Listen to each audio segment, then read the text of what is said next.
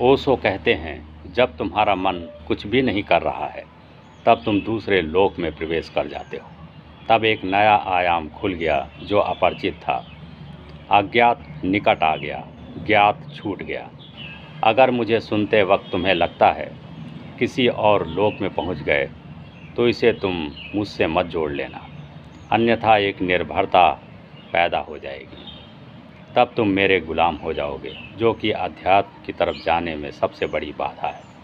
तब तुम परतंत्र हो जाओगे। तब तुम्हें लगेगा कि तुम्हारा दूसरे लोक में प्रवेश मेरे द्वारा होता है, जो कि गलत है। मैं केवल एक निमित्त हूँ। तुम ही जीते हो, तुम ही उतर आते हो। लेकिन तुम्हारी आँख चूक जाती है, तुम्हारी आँख मुझ पर लग जाती है, इसीलिए भ्रांति पैदा हो जाती है। तो इस प्रयोग को तुम घर पर भी करना, एकांत में ही करना। कभी पक्षियों के साथ करना, कभी बहते हुए झरनों के साथ करना, कभी हवाएं गुजरती हों, वृक्षों से पत्तों को झकझोरती हों, उस आवाज़ को सुनते हुए करना। तुम चुप हो जाना।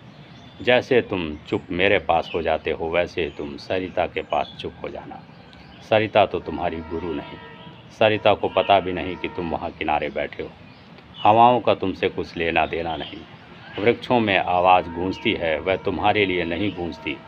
वृक्षों के पास बैठकर उस आवाज़ को सुनना। तत्क्षण तुम दूसरे लोक में प्रवेश कर जाओगे और तब तुम्हें ज्ञात होगा कि गुरु पर निर्भर हो जाना भी एक नए संसार का निर्माण है। वह एक नया बंधन है। तुम गुरु बदल लेते हो, वह सिर्फ बंधन को बदलना है। एक कारागृह से दूसरे कारागृह में प्रवेश कर जाते हो। एक कारागृह छूट भी नहीं पाता कि दूसरे का आयोजन कर लेते हो। और आनंद एक ऐसा नृत्य है जिसमें नृत्यकार खो जाता है। नृत्यकार बिल्कुल शांत होता है और नृत्य चलता है। आनंद ऐसी छलांग है जहां हम ऊंची से ऊंची छलांग को छूते हैं और फिर भी ज़मीन को छोड़ते नहीं।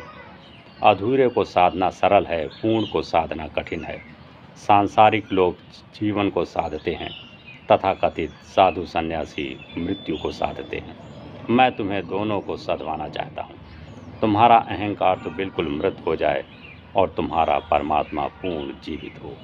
मृत्यु तुम्हारा बायां हाथ हो और जीवन तुम्हारा दायां हाथ हो।